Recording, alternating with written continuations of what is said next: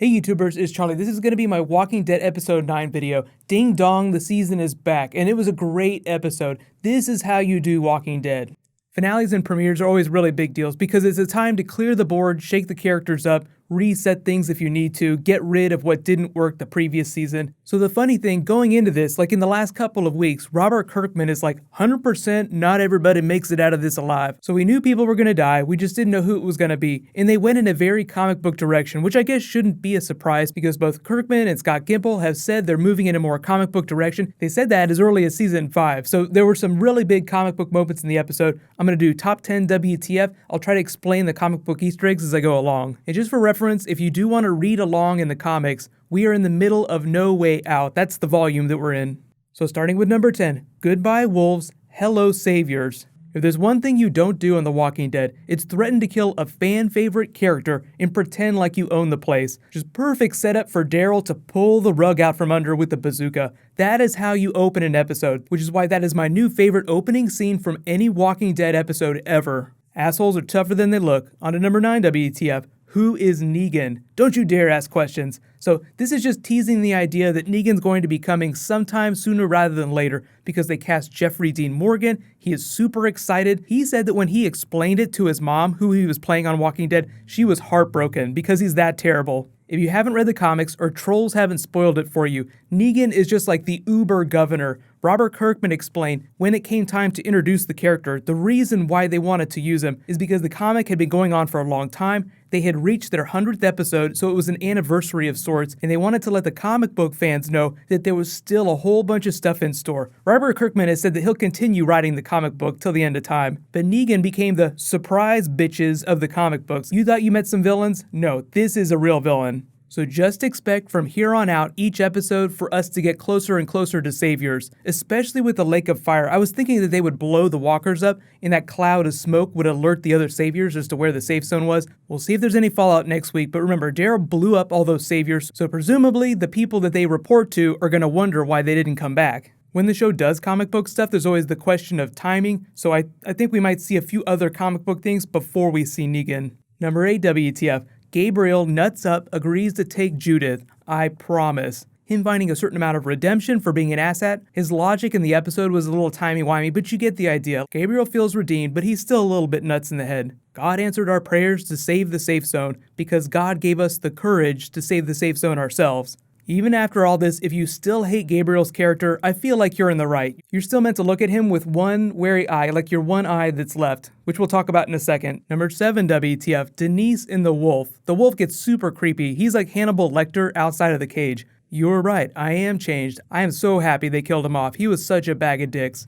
And it may not have come across in her scenes, but Denise nuts up, so to speak. Like she finds the courage to save Carl, do what needs to be done in the infirmary. It's not as big of a transition as Gabriel, who is just like the biggest coward in the world, and then like grabs the machete and is like, God gave us the strength to save the safe zone ourselves. But number 6 WTF, Daryl saves the day with the fuel truck, creating the Lake of Fire to attract the walkers, which neutralizes a lot of the herd and gives them the opportunity to tick out the rest. One of the funniest moments in the episode was when Glenn hops in the cab and Daryl's like, dude, what's going on? And Glenn shrugs, I don't know, I just got here. Like they're waving their hand at the last couple of episodes that Glenn has missed since he crawled out from under that dumpster. Speaking of which, number 5, this is actually a pretty crazy one. They almost put Glenn underneath another dumpster. I was so happy they didn't kill Glenn. I would have been so mad because it would have completely invalidated that whole first half of the season with the dumpster, which was problematic by itself. I know a lot of people complain about The Walking Dead doing things that they don't like or things that they feel are stupid, but really like the most broad spectrum stupid thing you could do as a writer is write a new plot twist that completely invalidates some stuff that you've already done. Gabriel, for instance, if they had killed baby Judith at the end of the episode, it would have completely invalidated his arc from the episode. So there are twists for the sake of twists, and there are twists that help characters evolve. So it's almost like Sasha and Abraham were killing the dumpster as Glenn was slowly climbing underneath it in that scene. Number 4 WTF, Morgan finishes off the wolf that has become a walker, saying sorry as he does it, almost like he's telling all of us and telling Carol, sorry for being such a douchebag the last couple of episodes. I saved this guy for me, not for everyone else. You guys can let me know in the comments if you agree with what Carol said. You didn't save him for us, you saved him for you.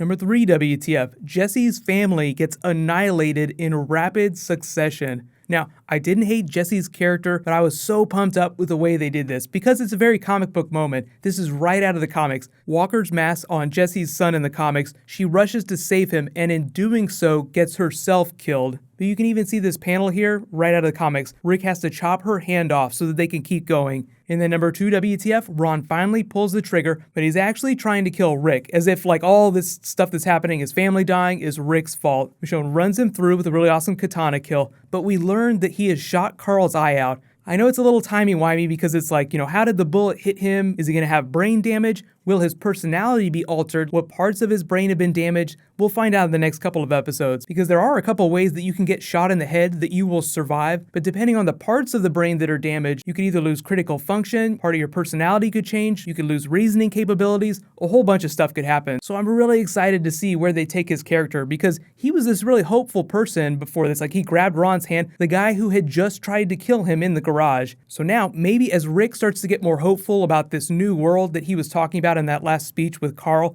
Carl's going to go in the opposite direction and get more cynical. And finally, my number 1 WTF, Rick's new world that he's teasing versus Negan's new world. I feel like the second half of the season is going to be a clash of ideologies where Rick is this hopeful person like, look what we could accomplish when we work together.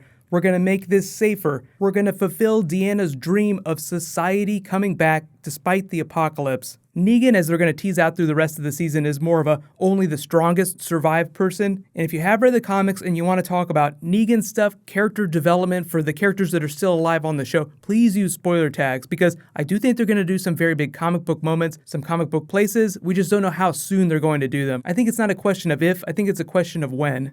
But let me know in the comments, what was your favorite moment from the episode? And I almost forgot, there is a new round of the giveaway too. All you have to do to enter is be a subscriber and leave a comment on this video. I'll be doing weekly Walking Dead videos just like normal. If I have time for a Q&A, I'll do a Q&A, but there's a Game of Thrones trailer that just posted, so I'm mostly going to be focusing on that tomorrow. Whole bunch of awesome stuff. If there's any special Walking Dead bonus videos that you guys want, just let me know in the comments.